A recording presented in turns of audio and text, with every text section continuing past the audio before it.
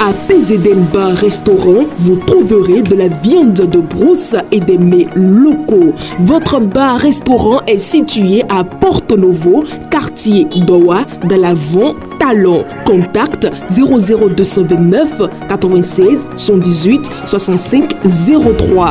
À PZN Bar Restaurant, mangez sain, mangez bio.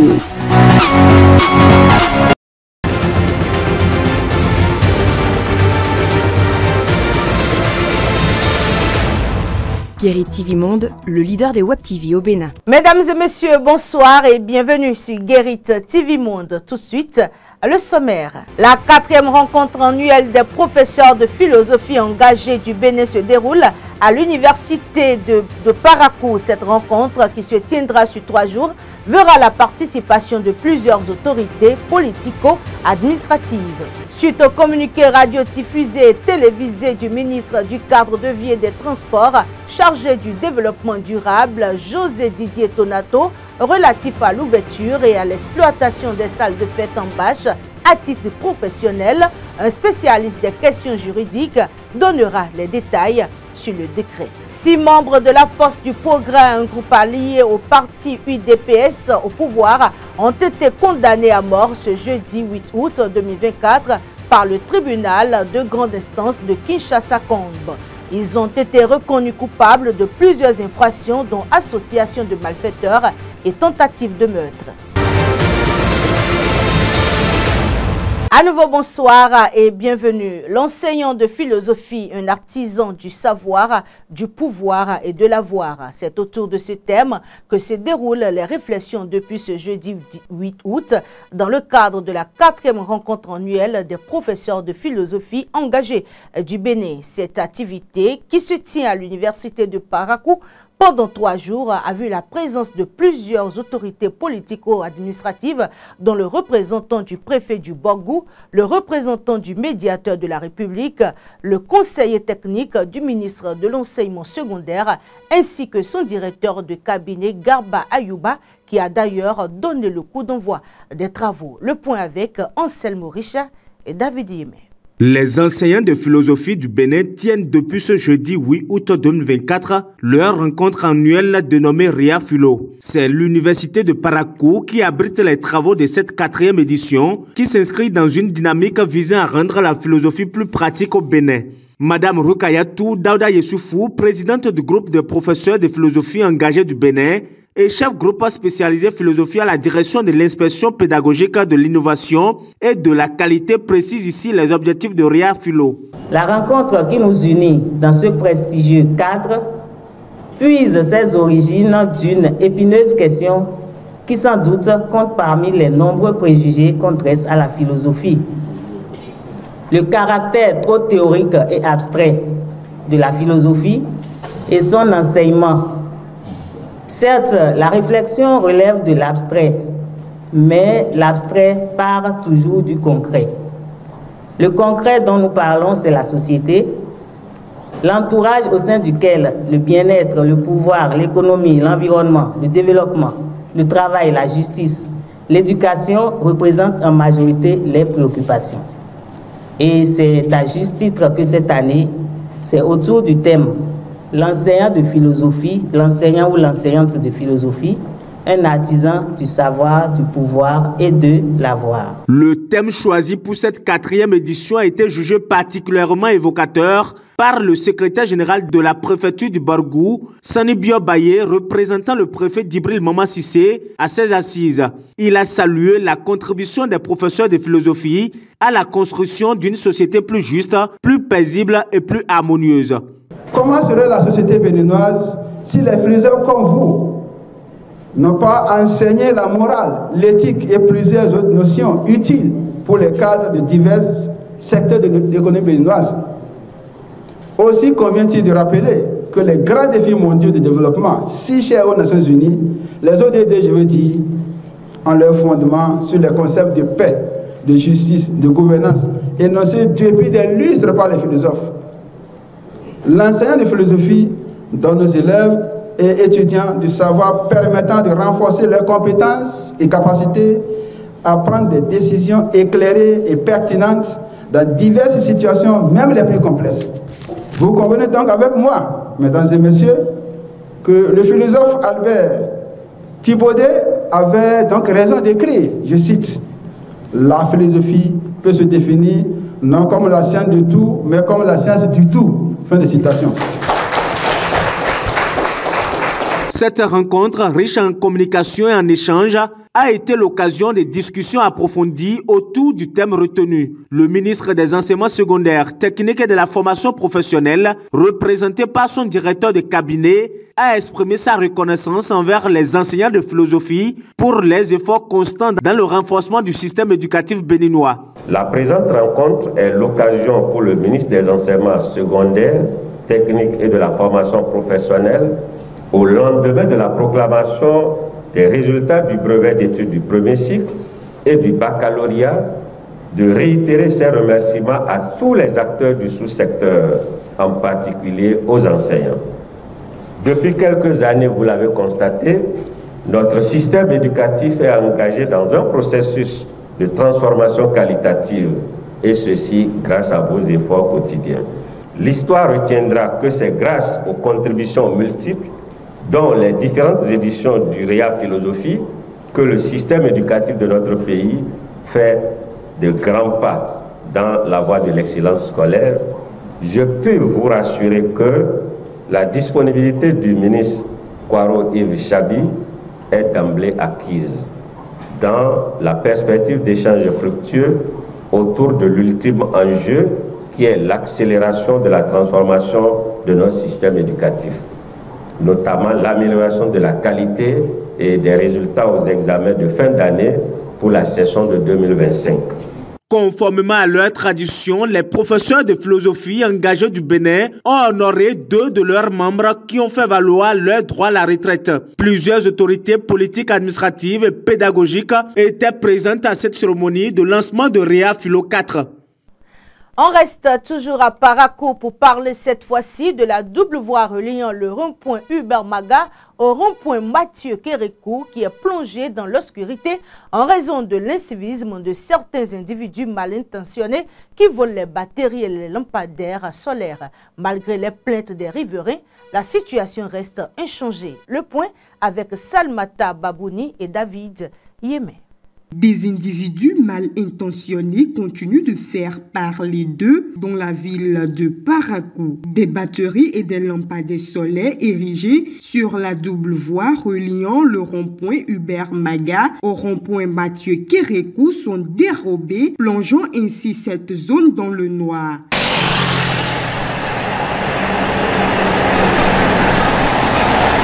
Un état de choses qui inquiète les usagers. Les batteries des lampadaires ont été volées et les lampadaires ne fonctionnent pas. Tard le soir, quand il faut rentrer, c'est avec la peur au ventre.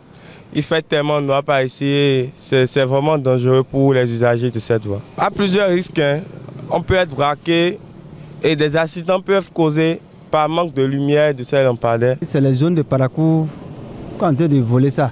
Avant, il y a des lampadaires, le quartier est joli. Maintenant, il n'y a pas de lampadaires.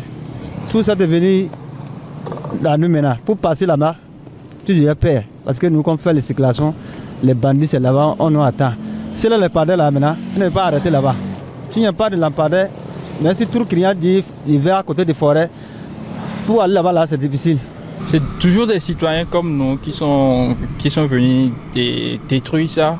Bon, on peut dire entre les voleurs. La voie est totalement plongée dans le noir et bon, quand tu te retrouves au fin fond de la nuit, bon, dans la nuit profonde, c'est que tout peut arriver. Et les braquages, un cas d'accident par exemple, il n'y aura pas vite un secours même s'il y a quelqu'un qui passe. Conscients que les autorités sont au courant de cette situation, les usagers lancent un appel. J'aimerais dire à la mairie de nous aider à pouvoir refaire les lampadaires, si possible remettre les batteries en place et pouvoir mettre au moins quelques agents de sécurité pour sécuriser les lampadaires, pour que cela ne se reproduise pas, pour qu'on ne puisse plus dire qu'on a volé les batteries des lampadaires. C'est la mairie qui la force pour nous. C'est la mairie qui va nous aider pour nous. C'est au moins notre pour placer. Il va nous faire renfort pour nous chercher notre. Et chercher notre pour nous chercher au moins sécurité qui va faire la sécurité de l'avant. Parce qu'il n'y a pas de sécurité à cause de ça. S'il y a de sécurité, ça ne va pas passer comme ça. Il va nous faire renfort. Vous ne pas regarder ce que les jeunes font pour lever ça. Non, vous ne pas regarder comme ça. Vous ne faire renfort pour nous mettre notre parce que le quartier n'est pas joli encore. L'appel, c'est qu'ils viennent réparer. Maintenant, en réparant, qu'ils cherchent d'autres moyens pour que, qu'on n'arrive plus à les détruire facilement comme ça, qu'on n'arrive plus à venir voler les batteries, puisque je crois bien que c'est les batteries qui sont volées là. Les services techniques de la mairie sont donc interpellés afin de trouver une solution rapide pour la sécurité des citoyens de la 3e ville à statut particulier. Dans un autre registre à présent, à travers un communiqué radio-diffusé et télévisé, le ministre du Cadre de vie et des Transports, chargé du développement durable, José Didier Tonato, a rappelé aux promoteurs des salles de fête sous bâche ainsi qu'à ceux des nouvelles salles en construction dans plusieurs villes du Bénin que l'article 20 du décret numéro 2022-301 du 25 mai 2022 portant réglementation du bruit en République du Bénin dispose que l'ouverture et l'exploitation des salles de fête en bâche à titre professionnel sont interdites sur toute l'étendue du territoire national. Quelles sont les dispositions en vigueur en matière de construction de salles de fête? Quelles sont les obligations de tout promoteur et quelles en sont les sanctions en cas d'inobservation du règlement? Autant de questions auxquelles répond ici le juriste Mandel Ivik Donsou.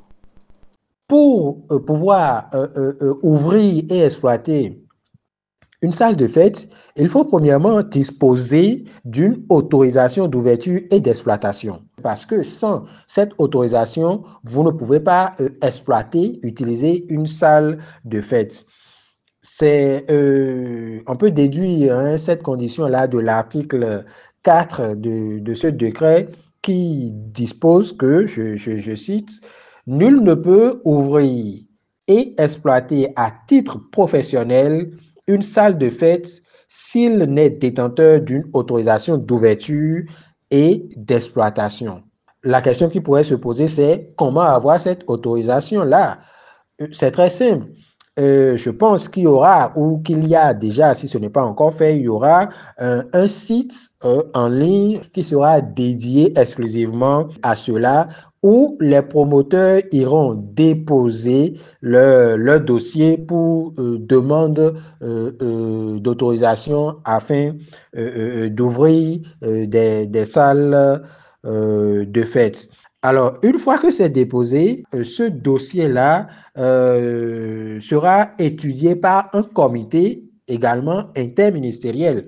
Il faut également ajouter que avant même la composition, le dépôt des pièces et consorts, par rapport à la construction du bâtiment, le promoteur doit construire les bâtiments en respectant la législation en vigueur en matière de construction, d'urbanisation et d'aménagement du territoire. Cela suppose qu'il doit avoir un certificat d'habitabilité, un permis de construire, mais ce qui est essentiel ici, c'est que par rapport à la construction, les promoteurs doivent veiller à ce que les salles soient insonorisées. Il est interdit pour les promoteurs des salles de fête d'ouvrir des salles avec des bâches et des tentes. C'est l'article 15 de ce décret-là qui l'interdit, mais il faudrait également ajouter que l'article 20 du décret portant réglementation du bruit en République du Bénin, qui, lui, date de 2022, l'avait déjà prévu. Parlant toujours de construction, ces promoteurs de salles de fête doivent veiller à disposer d'un parking en fonction du nombre d'invités que ces salles de fête-là peuvent avoir. Et donc, parlant des sanctions prévues par ce décret-là, alors lorsqu'ils ont obtenu l'autorisation d'ouverture et d'exploitation et qu'ils commencent par exercer leurs activités et qu'il y a des manquements par rapport au respect des tests, l'autorité peut d'abord prescrire des mesures correctives qui sont assorties de délais d'exécution afin de permettre à ces promoteurs de corriger ce qui leur est reproché par le comité de contrôle. L'autorité peut également prononcer des sanctions administratives telles que l'avertissement qui peut être cumulé ou non d'une somme d'amende. Il peut avoir le blâme cumulé ou non d'une somme d'amende.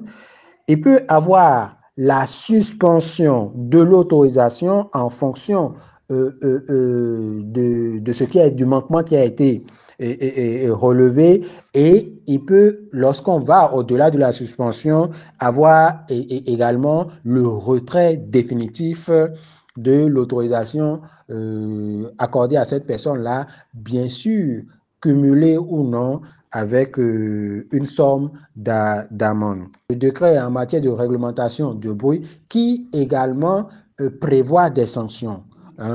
Et ça sera au cas par cas en fonction du manquement, et tout cela peut être également chapeauté par des sanctions pénales. Destinées à contribuer au développement de l'économie sociale et solidaire à travers des activités à forte utilité, la jeunesse d'aujourd'hui est en perte de repères. De plus en plus de jeunes décèdent de manière précoce, un phénomène récurrent qui suscite beaucoup d'interrogations. Une équipe de la rédaction de Guérit TV Monde s'est rapprochée d'un sage qui énumère ici certaines causes et prodigue des conseils pour préserver sa vie. Les jeunes s'en vont vite, ils meurent vite. Surtout le cas du Bénin là me gêne. Ils vont vite même au Bénin. Bon, on peut cadrer ça en 2 points. Le premier point, c'est que nos jeunes, quand ils ont un problème, ils cherchent à résoudre ça seuls. Ils n'en parlent pas aux hommes âgés. Alors que les hommes les plus âgés, les hommes âgés, leurs papas, tous ceux-là ont traversé ces périodes. Ils devaient en parler. Mais ils pensent qu'ils peuvent gérer seuls. Et au finish, ils croisent la mort sur leur chemin. Ça, c'est la première cause, ça.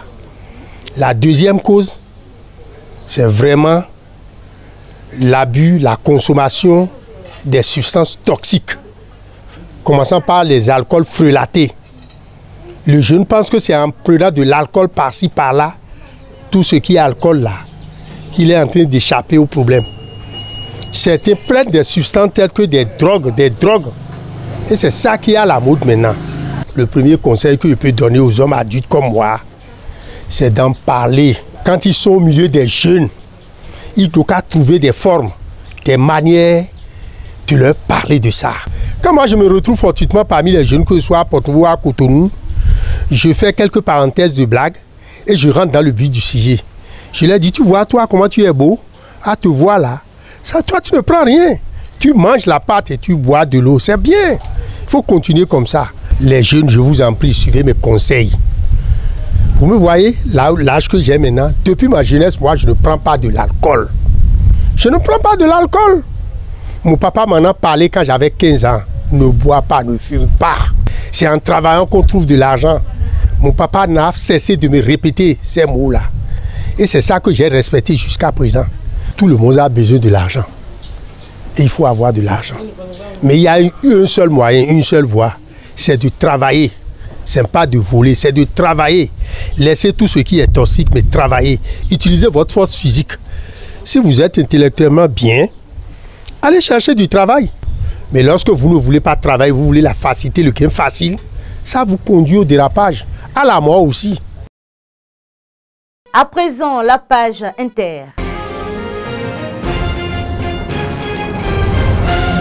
En RDC, 6 membres de la Force du Progrès, un groupe affilié au parti UDPS au pouvoir, ont été condamnés à mort ce jeudi 8 août 2024. Ils ont été reconnus coupables de plusieurs infractions, dont association de malfaiteurs et tentative de meurtre par le tribunal de grande instance de Kinshasa-Kombe, après avoir participé à un déguerpissement forcé d'un immeuble ainsi qu'à l'attaque de la résidence de l'ancien président Joseph Kabila. Dans cette affaire, 49 des 65 prévenus ont été acquittés. Plus de précisions avec Faouzia Sefou. 6 membres de la Force du Progrès, un groupe affilié au parti UDPS au pouvoir, ont été condamnés à mort ce jeudi 8 août 2024. Ils ont été reconnus coupables de plusieurs infractions, dont association de malfaiteurs et tentative de meurtre par le tribunal de grande instance de Kinshasa-Gombe, après avoir participé à un déguerpissement forcé d'un immeuble, ainsi qu'à l'attaque de la résidence de l'ancien président Joseph Kabila. Parmi les 6 condamnés figure Ngandou Kennedy, surnommé Antibal. Il est l'un des chefs de la Force du Progrès que l'opposition considère comme une milice du parti au pouvoir. Dans une vidéo projetée pendant l'audience, on le voit menacer de déroger les occupants de la résidence de Joseph Kabila à Kinshasa. Selon la partie civile représentée par Odile Kabila, l'épouse de l'ex-président, Antibal était présent avec des hommes lors de l'assaut contre la résidence. Ce jour même, ils avaient participé à une autre opération de déguerpissement liée à un conflit foncier à quelques centaines de mètres de la résidence de l'ancien président. Ils ont été reconnus coupables d'association de malfaiteurs et de tentative de meurtre et sont également condamnés pour vol qualifié de destruction méchante. En outre, ils ont été condamnés à payer un franc congolais symbolique comme l'avait demandé Olive Kabila. Une dizaine d'autres prévenus ont été condamnés à des peines allant de 5 à 10 ans de prison. Et pour terminer, notons que depuis plusieurs années, des organisations de la société civile et des partis de l'opposition alertent sur les agissements de certains jeunes affiliés au parti présidentiel. Les informations sportives à présent.